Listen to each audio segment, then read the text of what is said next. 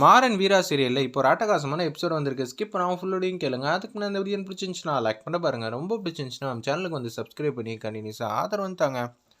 நம்ம மாறன் மாட்டுக்கும் மாப்பிள்ளை வரவேற்கிறதுக்காக டான்ஸ் ஆடிக்கிட்டே வந்துகிட்டு இருக்காங்க. பின்னாடி காரில் வந்து ராகவன் மாட்டுக்கும் அவங்களும் டான்ஸ் ஆடிக்கிட்டு இருக்காங்க. இது எல்லாத்தையும் வந்து கண்மணியை பார்த்தோன்னா அவங்களுக்கு வந்து வயிற்றுச்சல் தாங்கலை.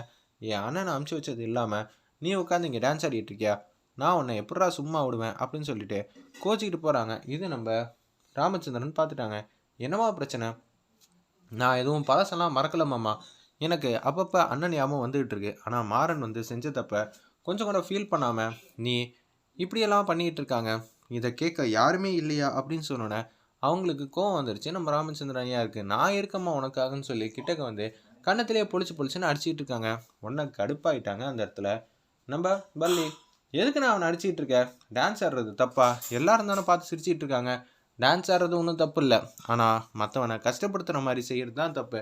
அவன் யாரை நான் திட்டுவான் பேசுவான், அவன் உண்டு அவன் வேலை உண்டுன்னு தானே இருப்பான், இதான் எனக்கு நல்லாவே தெரியும். டேய், நான் தான் உன்னை இந்த மண்டபத்தில் இருக்கக்கூடாதுன்னு சொல்லி தானடா உன்னை வெளியூர் வந்து அனுப்பிச்சேன். திருப்பி இங்கே வந்து நிற்கிறியே, சரி அப்பா கண்ணு முன்னாடி யார் கண்ணு முன்னாடி நிற்கக்கூடாதுன்னு உனக்கெலாம் வந்து தெரிய வேணாமா அப்படின்னு சொன்னோன்னே அவங்க மட்டும் சோகமாக வந்து போகிறாங்க. அண்ணா நீ பண்ணுறதெல்லாம் கொஞ்சம் கூட நியாயமே இல்லை அப்படின்னு சொல்லிட்டு இருக்காங்க. இது எல்லாத்தையும் வந்து வீரா வந்து பார்க்குறாங்க. அந்த இடத்துல ஒரு பக்கம் மாறன் பின்னாடியே வந்து போகலான் இருக்காங்க. அப்படியே எல்லாரும் போவீங்களா அப்படின்னு சொன்னோன்னே ரூம்குள்ளே வந்து ராமச்சந்திரன் வந்து வெளுத்தெடுக்கிறாங்க நம்ம வள்ளி.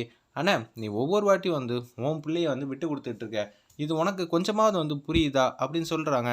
எனக்கு என்ன சொல்கிறதுனே தெரில, நான் என் பிள்ளைய வந்து விட்டு கொடுக்குற மாதிரி தான் இருக்குது அப்படின்னு நீங்கள் சொல்கிறீங்க, ஆனால் எனக்கு என் பிள்ளைய வந்து விட்டு கொடுக்குற மாதிரி சுச்சுவேஷன் வந்து உண்டாக்குறது யார் தப்பு, அவன் தப்பு தான், எனக்கு பிடிச்ச மாதிரி நடந்துக்க சொல்லு. ஆனால் தெரியாமல் நடந்த தப்பை இன்னும் மனசில் வச்சுக்கிட்டு அவங்க இந்த மாதிரி பேசுகிறாங்கன்னா இப்பயே இந்த கல்யாணம் வந்து வேணான்னு தான் சொல்லுவேன் அப்படின்னு சொல்லும்போது குடும்பம் பிரிஞ்சிருந்தேன் அவங்க ஆயுசுக்கும் வந்தால் மாறணும் வேணாம் வேணான்னு சொல்லிக்கிட்டே இருப்பாங்க. இதுக்கு தான் நான் அப்பயே இந்த குடும்பத்தில் சம்மந்தம் வச்சுக்க வேணான்னு சொன்னேன், நீ கேட்பியா அப்படின்னு சொல்லும்போது ஏய் பள்ளி, நாங்கள்லாம் கரெக்டாக தான் இருக்கோம், இவனை யார் கண் பார்வையிலையும் படாமல் வச்சுக்க சொல்லு. மாறன் மாட்டுக்கு ரூம்குள்ளே வந்து வந்துடுறாங்க. அப்பன்னு பார்த்து இவனை ஃபங்க்ஷனில் வந்து பெருசாக வந்து தலையிட வேணான்னு சொல்லு. அப்பா அவன் என் தம்பிப்பா, எப்படிப்பா தலையிடாமல் இருப்பான், அவன் தான்ப்பா முன்ன எல்லாமே செய்யணும், எனக்கு அப்புறம் எல்லாமே அவன் தானே, அது நான் நினைக்கணும்டா, இந்த வீட்டில் பொறுப்பான ஆளாக வந்து அவன் இருக்கணும் அப்பா அப்படின்னு சொல்லி நடந்தெல்லாம் சொல்ல வரலான் இருக்காங்க. அப்பன்னு பார்த்து சரி நானே வந்து ஒதுங்கி நின்று பார்த்துக்கிறேன் போதுங்களா அப்படின்னு சொன்னோன்னே ராமச்சந்திரன் மட்டும் போவார் சொல்லிட்டாங்க. ரொம்ப ஃபீல் பண்ணிகிட்டு இருக்காங்க. அந்த இடத்துல நம்ம மாறன் கார்த்தியும் பின்னாடியே கிளம்புறாங்க. இன்னமும் நான் செஞ்ச தப்புக்கு நீங்கள் எத்தனை நாள் தாண்டா வந்து பாவத்தை வந்து சுமக்க போகிறேன், அதுவும் கரெக்டாக தான் இருக்குது, நான் எதை நினச்சி வருத்தப்பட மாட்டேன் அழுவ மாட்டேன்னு உங்களுக்கே நல்லா தெரியல, மாப்பிள்ளையா சிரிச்ச முகமாக இருக்கணும்டா, இப்படி உட்காந்து ஃபீல் பண்ணிக்கிட்டு இருக்க அப்படின்னு சொல்லி அவங்கெல்லாம் வந்து சகஜமான முறையில் பேசுகிற மாதிரி காட்டுறாங்க. வள்ளி வந்து ரொம்ப கஷ்டப்படுறாங்க. ராகவன் வந்து போனதுக்கு அப்புறமேட்டுக்கு டேய் எனக்கே வருத்தமாக இருக்கே, உனக்கு வருத்தமே இல்லையாடா, உங்கள் அப்பா எப்போ பார்த்தாலும் உன்னை புரிஞ்சிக்கவே மாட்டேங்கிறாரு, அவருக்கு கொஞ்சமாவது வந்து மனசில் அன்பு பாசம் இருக்கா இல்லையா, அப்பா திட்டணுங்கிறாப்புல திட்டிட்டு போட்டோம் விடுங்க, எனக்கு எந்த பிரச்சனையும் இல்லை, எப்போதும் போல் நான் தனியாகவே இருக்கேன், ஆனால் நீங்கள் எல்லாம் ஒரே குடும்பமாக நிம்மதியாக சந்தோஷமாக இருக்கீங்களே, அதை நினச்சா எனக்கு ரொம்பவே வந்து ஹாப்பியாக தான் இருக்குது. இன்னும் எவ்வளோ நாள் தாண்டா விட்டு கொடுக்க போகிறேன், நான் என்னால் எவ்வளோ முடியுமோ அந்த அளவுக்கு விட்டு கொடுக்க போகிறேன், விட்டு கொடுத்தா நல்லா தானே இருப்போம் அப்படின்னு சொல்லி மாறன் வந்து பேசுகிறாங்க.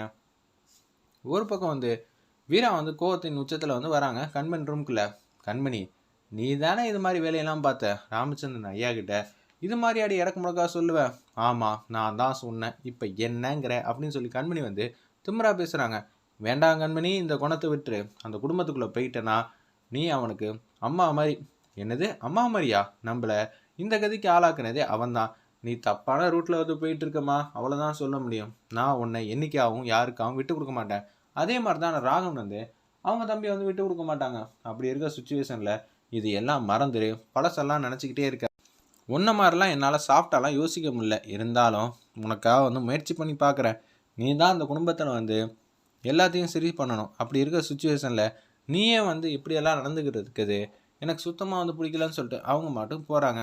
வீரா நீ வேணால் பெருந்தன்மையாக வந்து பழசெல்லாம் மறக்கிறதுக்காக தான் இந்த கல்யாணம் பண்ணுறோன்னு சொல்லலாம், ஆனால் நான் கண்டிப்பாக இந்த கல்யாணம் பண்ணுறதே அவனை ஏதாவது ஒன்று பண்ண முடியுமா தான் இல்லையான்னு தான் நான் யோசிப்பேன், அவனை பத்திரமா வந்து அமுச்சு வைக்கணும், அதுக்காக தான் நான் அழுது வேதனைப்பட்டது எல்லாம் அவங்களும் வந்து ஃபீல் பண்ணுங்கிற மாதிரி கண்மணி வந்து யோசிக்கிறாங்க. ஒரு பக்கம் மாறன் வந்து சமைக்கிற இடத்துக்கு வந்து போகிறாங்க.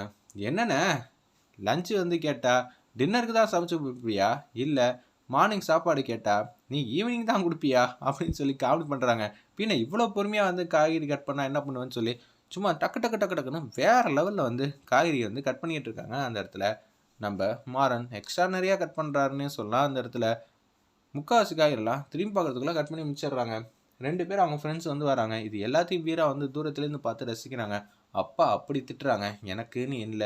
நம்ம எப்படி வேணா இருந்துக்கலாம் அப்படின்னு சொல்லி யோசிக்கிறவங்க ஏகப்பட்ட பேர் இருக்காங்க. இருந்தாலும் வந்து இந்த கல்யாணத்துல நம்மளும் வந்து இருக்கணும்னு மாறன் வந்து நல்ல விதமா தான் யோசிச்சுட்டு இருக்கான் போல இருக்குன்னு வீரா வந்து திங்க் பண்றாங்க. அப்பன்னு பார்த்து மாறனோட ஃப்ரெண்ட் 2 பேரும் உட்கார்றாங்க. என்னண்ணே எனக்கு மனசுக்கு ரொம்பவே கஷ்டமா இருக்கு. ஏய் இருடா அப்பா தான்டா திட்டுறாரு. அதெல்லாம் வந்து அவரோட கடமைடா. நான் ஏதாவது ஒரு ஆங்கிளில் வந்து தப்பு செஞ்சிருப்பேன். அவர் அதை திருத்திக்க சொல்றாரு. அதை திருத்திக்கிட்டா நல்லா இருக்கும்னு நினைக்கிறாரு. கடைசி வரைக்கும் உங்க அப்பா திட்டிட்டு தான் இருக்காரு. உன்னை அடிச்சுட்டு தான் இருக்காரு. டேய் அது அவரோட டியூட்டிடா. அவர் மாட்டுக்கு இருக்காப்ல. நம்ம நிம்மதியா சந்தோஷமா வந்து இருக்கணும். சரியா? எப்படிண்ணே இப்படியெல்லாம் திட்டு வாங்கிட்டு அடி வாங்கிட்டு இந்த கல்யாணத்துல கிச்சன்ல வந்து வேலை பார்த்துக்கிட்டு இருக்கேன். டேய் உங்களுக்கு என்னென்ன தேவையோ அதெல்லாம் வாங்கி வச்சுட்டேன். அதுக்குன்னு காலையில வந்து சீக்கிரம் எந்திரிக்காமலாம் இருக்கக்கூடாது. டக்குன்னு வந்து எந்திரிச்சிடணும். சரியா? அப்படின்னு மாறன் வந்து பேசுறாங்க. சும்மா தானே இருக்க. அங்க வத்த குழம்பு கொதிக்குது பாரு, மோர் குழம்பு கொதிக்குது பாரு, என்ன ஏதுன்னு பாருன்னு சொல்லி அங்க வந்து அமுச்சு வைக்கிறாங்க. என்னண்ணே நம்ம நிம்மதியாக சாப்பிடலான்னு பார்த்தா இப்படி சொல்றீங்களே. டேய் வேலை பார்த்துட்டு அதுக்கப்புறம் எதுவாக இருந்தாலும் பண்ணிக்கலாம்னு சொன்னேன். சிரிச்சுக்கிட்டே இருக்காங்க. நம்ம மாறன் அப்பன்னு பார்த்து அவங்க ஃப்ரெண்ட் 2 பேர் கேட்குறாங்க. என்னண்ணே உன் மனசுக்கு ரொம்ப கஷ்டம் இல்லையா? நீ ரொம்ப நல்லவண்ணே. உன் நல்ல மனசுக்கு எதிர்காலம் வேற லெவலில் அமைய போகுது. டேய் நீங்கள் இவ்வளோ நேரம் பேசுனது கூட தாங்க வேண்டாம். ஆனால் இப்போ பேசுனீங்களடா அதுதான்டா எனக்கு ரொம்ப கஷ்டமாக இருக்குது. எங்கள் அப்பா இன்னும் 4 வார்த்தை சேர்த்து திட்டிருக்கலாம் போல இருக்குடாங்கிற மாதிரி சொன்னேன். வீரா வந்து சிரிக்க ஆரம்பிச்சிட்டாங்க. இதை வந்து பார்த்துட்டாங்க. மேனேஜர் மேடம் இங்கே என்ன பார்க்குறீங்க? திரும்புங்க அப்படின்னு சொல்லும்போது கண்டுக்காத மாதிரி இருந்துரு வீரான்னு சொல்லி அங்கேயும் இங்கேயும் திரும்பி பார்த்துட்டு இருக்காங்க. அப்பன்னு பார்த்து சரி வீரா வந்து வந்துடுறாங்க. ரோஸ் மில்க் கிடைக்குமா அப்படின்னு சொல்லி கேட்குறாங்க. அதெல்லாம் கிடையாது கிடையாது. என்னடா நைட்டுக்கு வந்து எடுத்து வச்சிட்டியா? இது ஒரு நல்ல பதில். நான் நைட் வேணா ட்ரை பண்ணிட்டு சொல்கிறேன் அப்படின்னு சொல்லிட்டு அந்த இடத்துல யோசிச்சுட்டு இருக்காங்க. கல்யாணம் நடத்துறதே நாங்கள் தான். எங்களுக்கு ஒரு ரோஸ் மில்க் கிடையாதா? கிடையாது கிடையாது போடி போடி அப்படின்னு சொல்லி நம்ம மாறன் வந்து வீரா வந்து துரத்தி விடுற மாதிரி காட்டுறாங்க. அல்டிமேட்டாக இருந்துச்சுன்னே சொல்லலாம் அந்த சீன்லாம்.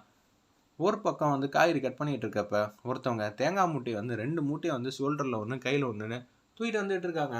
என்னென்ன இவ்வளோ வேகமாக தூக்கிட்டு வரீங்க? இப்படிலாம் பண்ணி என்ன சாதிக்க போறீங்க? வேலை நடக்கணும் தான். அதுக்குன்னு நீங்கள் இவ்வளோ கஷ்டப்படணும்னு அவசியம் இல்லை. ஒன்று ஒன்றா தூக்கிட்டு வாங்கங்கிற மாதிரி அந்த இடத்துல வந்து பேசுகிறாங்க. நம்ம மாறன் சரிப்பா அப்படின்னு சொன்னேன். ராஜேஷோட அம்மா வந்து மூஞ்சி ஃபுல்லாக முக்காடை போட்டுட்டு அப்படியே அங்கே வந்து நிற்கிறாங்க. அந்த மாதிரி காட்டி எபிசோட அல்டிமேட்டாக முடிச்சிருந்தாங்க. ராஜேஷோட அம்மாவை வந்து பார்த்துட்டாங்க நம்ம மாறன். வெயிட் பண்ணி